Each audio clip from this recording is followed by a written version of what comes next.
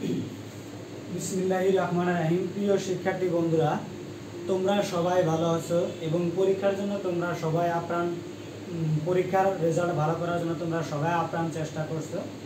আজকে আমরা করব 5 নম্বর সৃজনশীল।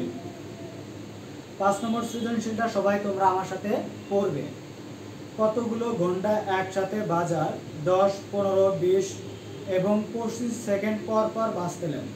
প্রথম ও চতুর্থ ঘন্টা বাজার সময় লসাগু কত? চলো আমরা সবাই বোর্ডে চলে যাই।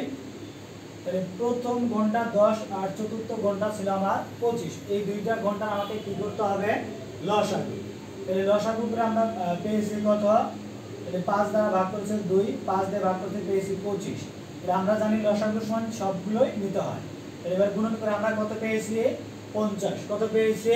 50। এবার আমরা চলে যাব খ নম্বরে।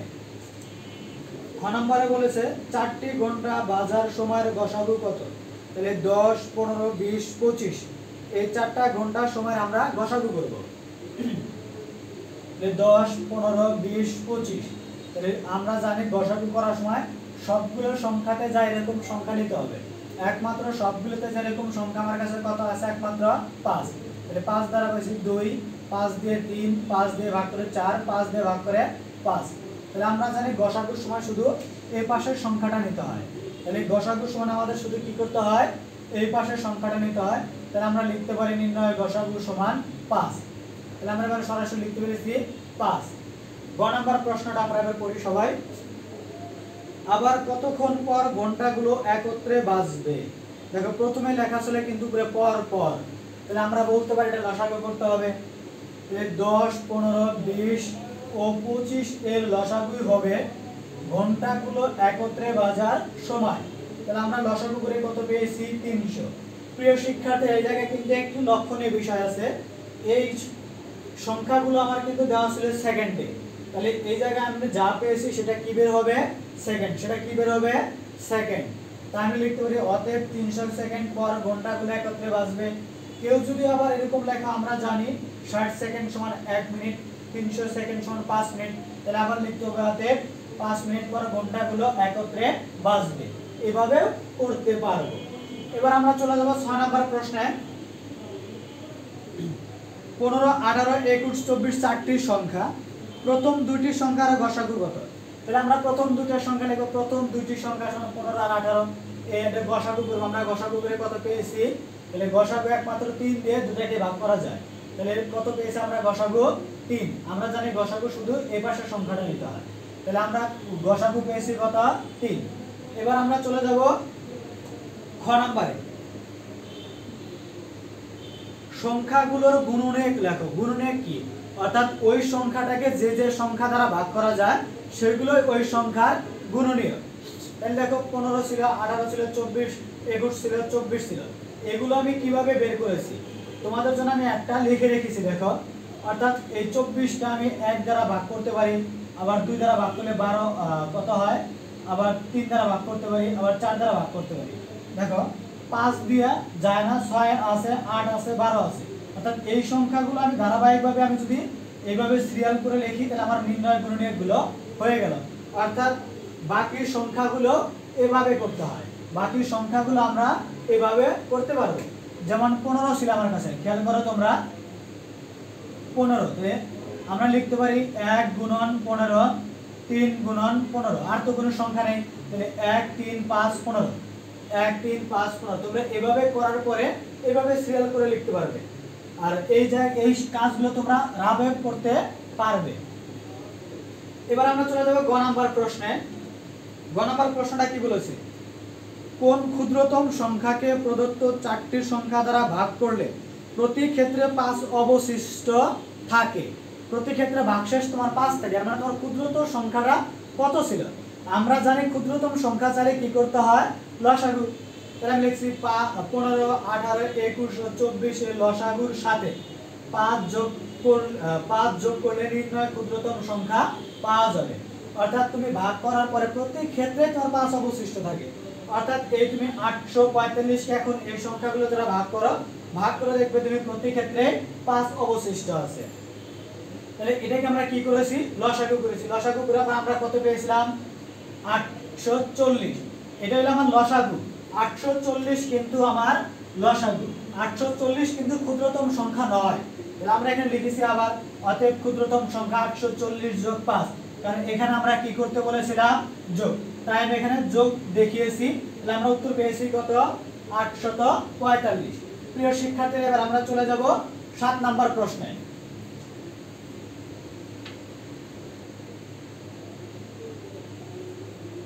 প্রিয় শিক্ষার্থীরা, আমরা চলে আসলাম এবার 7 নাম্বার অঙ্কে। 7 নাম্বার অঙ্কটা তোমরা সবাই আমার সাথে মনোযোগ দিয়ে পড়বে আশা করি।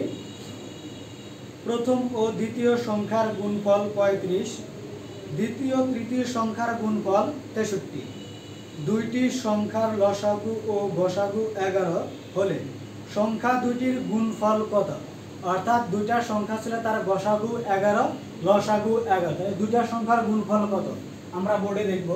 তাহলে আমি লিখেছি দুটি সংখ্যার গুণফল সমান লসাগু গুণন গসাগু, অর্থাৎ লসাগু ছিল আমার 11, গসাগু ছিল আমার 11, তাহলে 11 আর 11 গুণন করে আমরা কত পেয়েছি, 121। এবার আমরা যাব খ নম্বরে। খ নম্বরে কি বলেছে দেখো, দ্বিতীয় সংখ্যাটি কত? তাহলে আমরা এখানে লিখি 35 ও 63 এর গসাগুই হবে দ্বিতীয় সংখ্যা। তাহলে আমরা 35 এবং 63 কি করেছি, গসাগু, অর্থাৎ একমাত্র 35 আর 63 দুটাকে ভাগ করা যায় একমাত্র 7 দিয়ে। তাহলে আমরা জানি গসাগু করলে শুধু এই পাশের সংখ্যাটা নিতে পারবো আমরা। তাহলে আমরা লিখেছি নির্ণয় গসাগু 7। আমাদের কিন্তু এটা লিখতে হবে, তারপর লিখতে হবে দ্বিতীয় সংখ্যা সমান 7।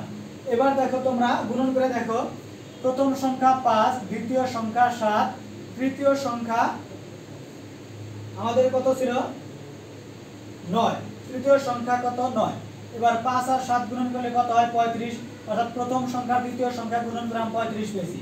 আবার দ্বিতীয় সংখ্যা তৃতীয় সংখ্যা গুণন করে কত হয়, 63। তাহলে আর প্রশ্ন যে বলেছিল প্রথম আর দ্বিতীয় সংখ্যা গুণন করলে হয় 35, তাহলে প্রথম আর দ্বিতীয় সংখ্যা গুণন করে আমরা 35 পেয়েছি। আবার দ্বিতীয় সংখ্যা তৃতীয় সংখ্যা গুণন করে পেয়েছি আমি কত, 63। এর মানে আমার অঙ্ক কারেক্ট। এটা একটা প্রমাণ করার কৌশল ছিল। এবার আমরা যাব গ নাম্বার। গ নাম্বারে কি বলেছে প্রিয় শিক্ষার্থীরা, গ নাম্বারে বলেছে 48, 72, 160 ও 240 এর গসাগু কত? তাহলে দেখো এখানে আমি লিখেছি 48, 72, 160, 240, অর্থাৎ সবগুলোকে ভাগ করা যায় এরকম সংখ্যা আমাদের আছে কত, প্রথমে 2। দেখো 2 দ্বারা ভাগ করে কত লিখতে পারি আমি, 24। 2 দ্বারা ভাগ করে কত লিখতে পেরেছি, 36। 2 দ্বারা ভাগ করে কত লিখতে পেরেছি, 80। 2 দ্বারা ভাগ করে কত লিখতে পেরেছি, 120। আবারও দেখো জোড় সংখ্যা সবগুলো শেষে যখন জোড় সংখ্যা আর শূন্য থাকে তখন তুমি বুঝবে সেই সংখ্যাটাকে 2 দিয়ে ভাগ করা যায়, কারণ এখানে জোড় সংখ্যা ছিল শেষে শূন্য, শেষে শূন্য, এর মানে এই সংখ্যাকে কি করা যাবে, 2 দিয়ে ভাগ করা যাবে। আবারও 2 দিয়ে ভাগ করে আমি পেয়েছি কত, 12। 2 দ্বারা ভাগ করে পেয়েছি কত, 18। 2 দ্বারা ভাগ করে পেয়েছি কত, 40। 2 দ্বারা ভাগ করে পেয়েছি কত, 60। এবার আমি আবারও দেখব যে 2 দিয়ে ভাগ করা যায়। 2 দিয়ে ভাগ করলে হয় 6। 2 দিয়ে ভাগ করলে কত হয়, 9। 2 দিয়ে ভাগ করলে হয় 20। 2 দ্বারা ভাগ করলে কত হয়, 30। প্রিয় শিক্ষার্থীরা, এবার খেয়াল করো, এবার অন্য কোনো সংখ্যা দিয়ে আর ভাগ করা যায় না। তাহলে আমরা জানি গসাগু সমান এই পাশের সংখ্যাগুলো নিতে হয় শুধু। তাহলে আমি এই পাশের সংখ্যাগুলো শুধু লিখেছি, নির্ণয় গসাগু সমান 2 গুণন 2 গুণন 2, অর্থাৎ 8। তাহলে নির্ণয় গসাগু সমান কত পেয়েছি আমি, 8। এবার আমরা চলে যাব 8 নাম্বার প্রশ্নে। 4টি ঘন্টা একত্রে বেজে পরে 5, 7, 12 এবং 15 সেকেন্ড পর পর অন্তর অন্তর বাজতে লাগলো। প্রথম ও দ্বিতীয় ঘন্টার বাজার সময়ের সাধারণ মৌলিক উৎপাদক কত? খেয়াল করো, প্রথম দুইটি সংখ্যা 5 ও 7, তাহলে 5 কে ভাঙালে আমরা পাই 1 গুণন 5, 7 কে ভাঙালে পাই আমরা কত, 1 গুণন 7। তাহলে এর মানে আমরা গসাগু, তোমরা জানো উৎপাদকের গসাগুর অপর নাম কি, উৎপাদক। কিন্তু এই জায়গায় একটু খেয়াল করবা, 1 কিন্তু মৌলিক সংখ্যা নয়, এই জন্য এই জায়গায় মৌলিক কথাটা যদি না থাকতো অঙ্কটা পারফেক্ট হতো। যেহেতু প্রশ্নে আছে আমরা তারপরেও লিখে দিব। অনেকে এই জায়গায় লিখতে পারে 0, কিন্তু মনে রাখবে গসাগু কখনো 0 হয় না, উৎপাদক কখনো 0 হয় না। আমরা জানি গসাগুর কিছুই যদি না হয় তার উত্তর কত হয়, 1 হয়। তাহলে আমরা লিখতে পেরেছি 5 ও 7 এর সাধারণ উৎপাদক এক। মৌলিক কথাটা না থাকলে অঙ্কটা সবচেয়ে বেটার হতো। এবার আমরা চলে যাব খ নম্বরে। খ নম্বরে কি বলেছে, কোন ক্ষুদ্রতম সংখ্যা প্রদত্ত প্রত্যেকটি ঘন্টা বাজার সময় দ্বারা নিঃশেষে বিভাজ্য হবে। প্রত্যেকটি অর্থাৎ 4টা ঘন্টার কথা বলেছে আমার কাছে। তাহলে 5, 7, 12, 15 এর লসাগুই হবে ক্ষুদ্রতম সংখ্যা। আমরা জানি ক্ষুদ্রতম সংখ্যা চাইলে কি করতে হয়, লসাগু। তাহলে আমরা লসাগু করেছি, লসাগু করে আমরা পেয়েছি কত, 420। এর মানে ক্ষুদ্রতম সংখ্যা কত আমার, 420। এবার বলেছি কি দেখো গ নাম্বারটা একটু খেয়াল করো। তৃতীয় চতুর্থ ঘন্টা বাজার সময়ের সাধারণ মৌলিক উৎপাদক কত। তাহলে তৃতীয় ছিল কত, 12, চতুর্থ ছিল কত, 15। মৌলিক উৎপাদক বলতে কি বোঝায়, অর্থাৎ এক একটা সংখ্যা মৌলিক সংখ্যা হবে। দেখো 2 একটা মৌলিক সংখ্যা, এই 2 মৌলিক সংখ্যা, এই 2 মৌলিক সংখ্যা, অর্থাৎ এগুলোকে গুণন করার পরে আবার আমার কত হতে হবে, 12। আবার এই 3 আর এই 5 এর গুণন করলে কত হয়, 15। অর্থাৎ 3ও মৌলিক সংখ্যা, 5ও মৌলিক সংখ্যা। এই অঙ্কগুলো তোমরা পাবে 6 এ গিয়ে। আচ্ছা এবার দেখো গসাগু বলতে আমরা কি বুঝি, দুটো সংখ্যার মধ্যে যখন কমন থাকে, অর্থাৎ এখানেও 3 আছে, এখানেও 3 আছে, অর্থাৎ এই দুইটা 3 মিলে আমার একটা 3 হবে। এই 3 কিন্তু আমার দেখো খেয়াল করে দেখো, আমরা জানি 3 কিন্তু মৌলিক সংখ্যা, কারণ 3 কে 1 ছাড়া অন্য কোনো সংখ্যা দ্বারা ভাগ করা যায় না। তাহলে অতএব 12 ও 15 এর সাধারণ মৌলিক উৎপাদক 3। এবারকার কথাটা কিন্তু ঠিক আছে, কারণ আমরা জানি 3 মৌলিক সংখ্যা। এবার গ নাম্বার প্রশ্নটা দেখো কি বলেছে, ন্যূনতম কত মিনিট পর ঘন্টাগুলো পুনরায় একত্রে বাজবে। ন্যূনতম বলতে বুঝাইছে সবচেয়ে কম, তাই এর মানে কি লসাগু করতে হবে। তাহলে আমরা লিখতে পারি 5, 7, 12 ও 15 এর লসাগু হবে ঘন্টাগুলো একত্রে বাজার সময়। তাহলে নির্ণয় গসাগু। প্রিয় শিক্ষার্থীরা খেয়াল করো, এই গসাগুটা কিন্তু আমরা খ নংয়ে পেয়েছিলাম। তোমাদের সুবিধার জন্য আমি একটু লিখে রেখেছি যে খ নং হতে পাই।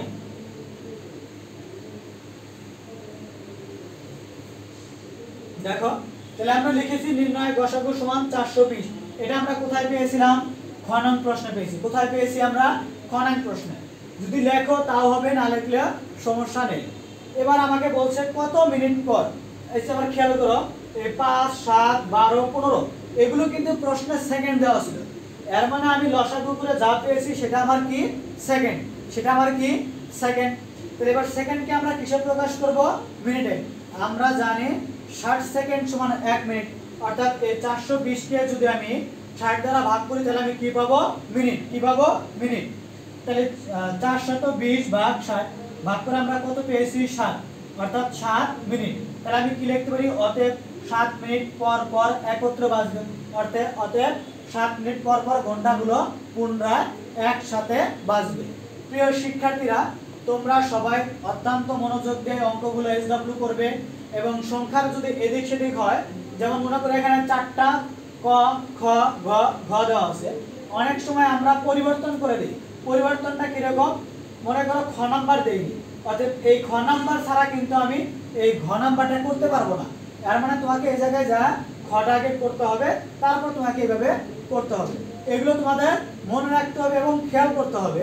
প্রিয় শিক্ষার্থীরা, আমি জানি তোমরা অত্যন্ত মনোযোগ দিয়ে এই সময়গুলোতে বাসায় সবাই নিজ নিজ দায়িত্বে পড়াশোনা করছো, এবং সবাই নিজ নিজ দায়িত্বে এসডব্লিউ পড়বে। সবাই ভালো থাকবে, আল্লাহ হাফেজ।